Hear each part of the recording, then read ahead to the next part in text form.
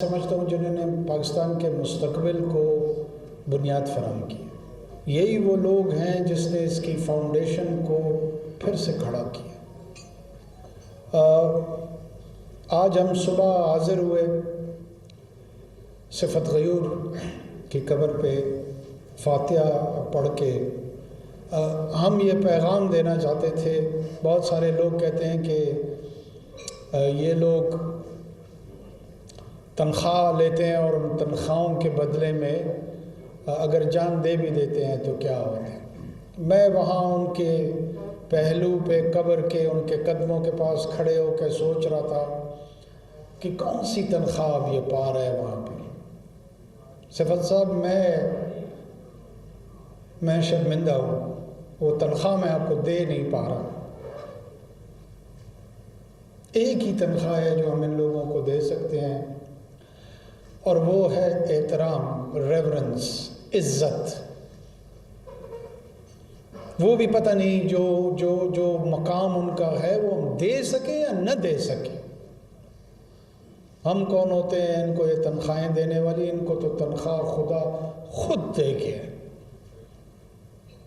اور حکم جاری کر گیا کہ ان کو مرا ہوا مت کہو۔ تم لوگوں کو شعور ہی نہیں ہے، تم لوگوں کو ادراک پتہ ہی نہیں ہے۔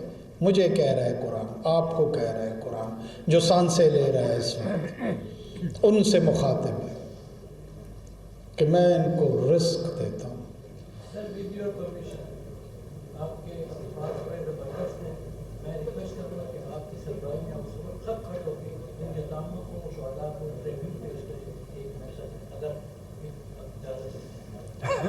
جی ضرور، میں صرف یہ کنکلوڈ کرتے ہوئے چلوں کہ ان کی تنخواہ خدا خود ادا کر رہا ہے، اور وہ کہہ رہا ہے کہ ان کو میں رزق دیتا ہوں، ان کو تسلسل کے ساتھ میں رزق پہنچا رہا ہوں۔ یعنی تم جو یہاں سانس لینے والے لوگ جو اپنے آپ کو زندہ سمجھ بیٹھے ہو اور دوسروں کو مردہ سمجھ بیٹھے ہو، تم ان کی تنخواہ کی پرواہ نہ کرنا، ان کی تنخواہ کی ذمہ داری میری خود ہے۔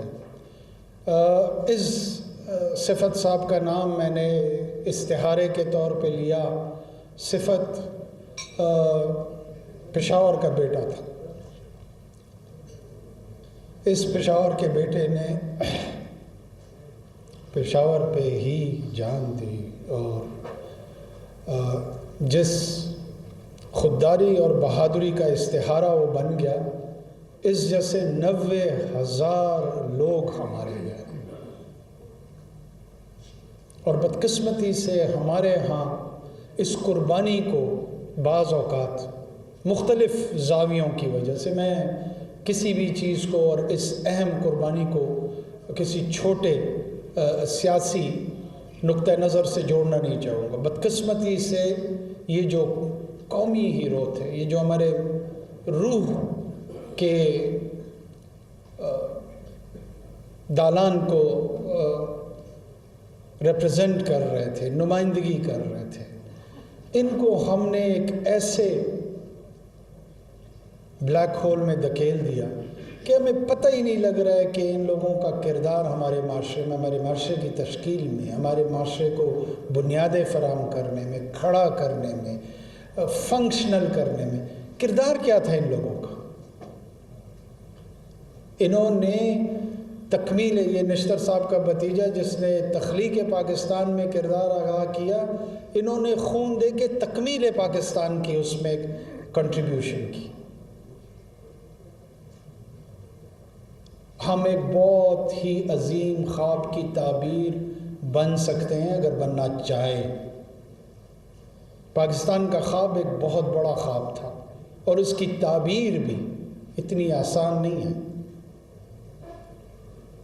اس کے لیے ہر قسم کی قربانی دینی پڑتی ہے، مال کی، جان کی، اولاد کی،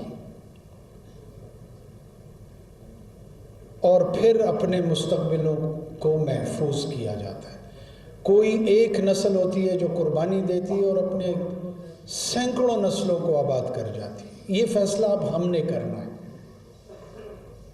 کہ کیا ہم ایک قربانی تو مور اور لیس ایک نسل کی ہم دے چکے ہیں، لیکن کیا آنے والی نسلوں کو محفوظ بھی کر پائیں کہ نہیں؟ یہ اتنی بڑی قربانی 90,000 آدمی منہ میں آتے ہیں. میں پھر آپ کو عرض کر رہا ہوں کہ ان کے بچے ہیں، بیوائیں ہیں، والدین ہیں. میں تو صرف چند جملے یہاں ادا کر رہا ہوں. یہ زندگیاں ہیں. انہوں نے روزانہ کی بنیاد پہ اپنی اپنی آغوش میں اپنی اپنی محدود وسائل کے ساتھ اس زندگی کو بتانا بھی ہے اور گزارنا بھی ہے. یہ بڑا مشکل کام ہے، اتنا آسان کام نہیں ہے. ہم میں سے بعض اوقات لوگ کہتے ہیں میں ٹیکس کیوں زیادہ دوں؟ لوگوں نے جالے دے دی، یہ ٹیکس نہیں دینا چاہتا.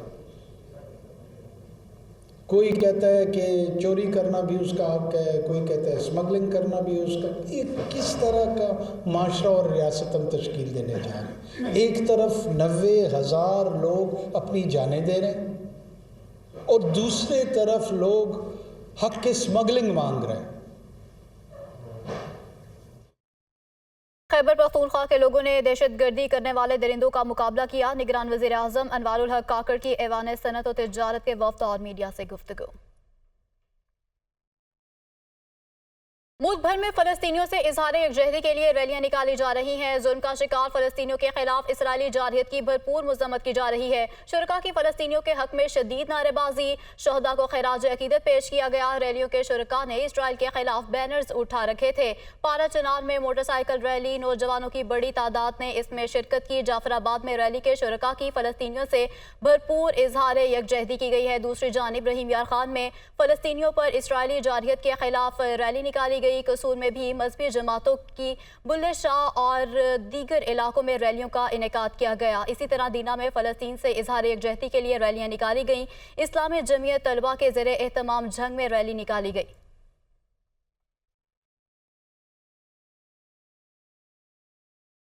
امیر جماعت اسلامی سراج الحق کہتے ہیں کہ فلسطین کی سرزمین مسلمانوں کی سرزمین ہے. مظلوم فلسطینیوں کی آواز اٹھانا امت مسلمہ کی ذمہ داری ہے. مزید کہا کہ دنیا اسرائیل کے مظالم دیکھ رہی ہے. ہم سب کو مل کر فلسطین کے لیے آواز بلند کرنی چاہیے. وہ لاہور میں فلسطین کی حمایت میں ریلی سے خطاب کر رہے تھے.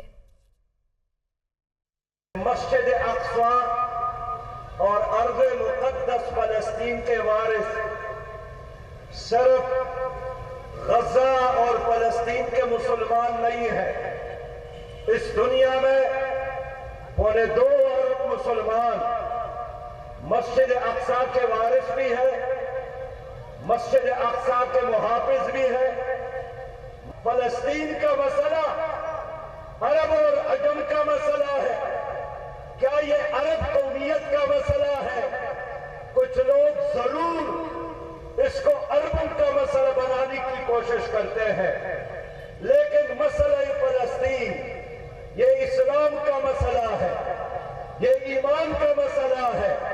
مسجد اقصی ہماری عشق ہے، مسجد اقصی ہمارا ایمان ہے، اور مسجد اقصی کے ساتھ ہمارا رشتہ لا الہ الا اللہ محمد الرسول اللہ کا رشتہ ہے.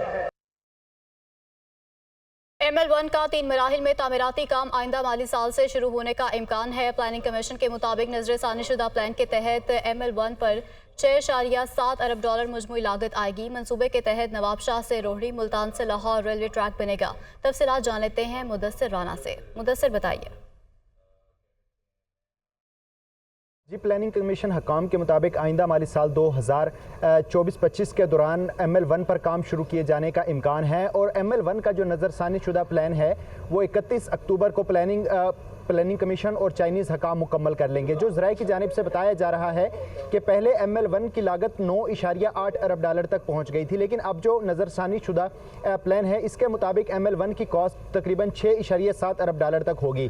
جو پلان تیار کیا جا رہا ہے اس میں تمام تر جو ریلوے ٹریک ہوگا اس کا انفراسٹرکچر کو مکمل نیا بنایا جائے گا، جبکہ جو بریجز ہوں گے ان کی بھی تعمیر نو کی جائے گی.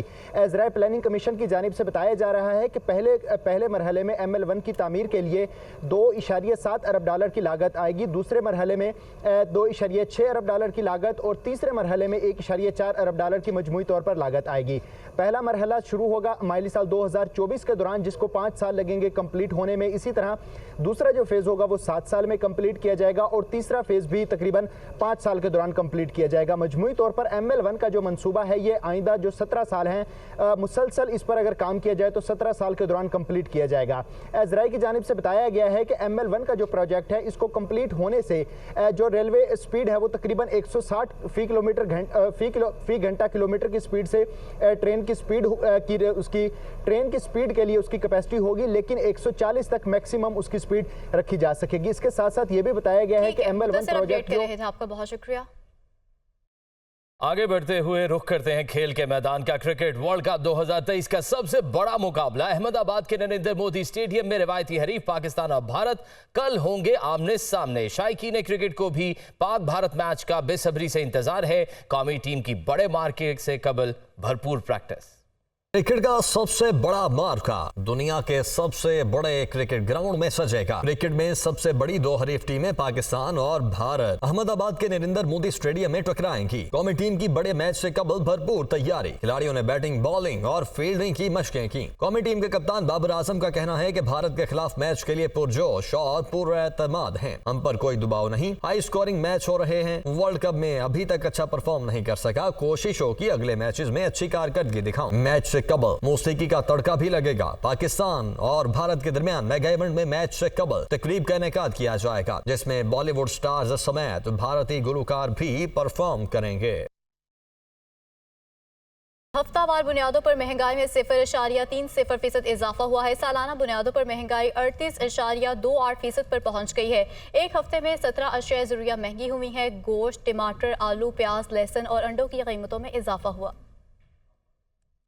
महंगाई का ना थमने वाला सिलसिला जारी। हफ्तावार बुनियादों पर महंगाई की शरह में 0.30% का मजीद इजाफा। सालाना बुनियादों पर महंगाई की शरह 38.28% तक पहुंच गई। गुज़श्ता हफ्ते 17 अशिया ज़रूरिया की कीमतों में इजाफा, 17 ही के निर्ख में कमी। हफ्तावार रिपोर्ट के मुताबिक गुज़श्ता हफ्ते टमाटर फी किलो 7 रुपए और लहसुन फी किलो 5 रुपए मजीद महंगे हुए। अंडों के भाव में भी फी दर्जन 10 रुपए का इजाफा हुआ। आलू, प्याज, बीफ और मटन की कीमतों में भी इजाफा देखने में आया। इदारे शुमारियात के मुताबिक गुज़श्ता हफ्ते चीनी फी किलो 7 रुपए, दाल चना 5, दाल मूंग 7, दाल माश 8, चावल 2 और गुड़ की फी किलो कीमत में 5 रुपए की कमी हुई। जिंदा मुर्गी की कीमत में भी 6 रुपए फी किलो की कमी देखने में आई। इदारे शुमारियात के मुताबिक गुज़श्ता हफ्ते आटा, दही और सरसों के तेल की कीमत में भी कमी रिकॉर्ड की गई। डॉक्टर खालिद मकबूल सदीकी राब्ता कमेटी के हमरा औरंगी टाउन में जलसागाह पहुंच गए तैयारियों का जायजा ले रहे हैं। कि नुमाइंदगी के सही हकदारों के पास आएगा तो पाकिस्तान का एक आईनी और जमहूरी चेहरा भी बेहतर होता हुआ नजर आएगा। जब जब इस शहर में मैंडेट के साथ साथ एमक्यूएम के पास इख्तियार भी रहा है, ये शहर आज जैसा नहीं था। इसके लिए किसी तहकीक की जरूरत नहीं है। आप पूरी दुनिया से न्यूज़ बुलेटिन से फिर इतना है।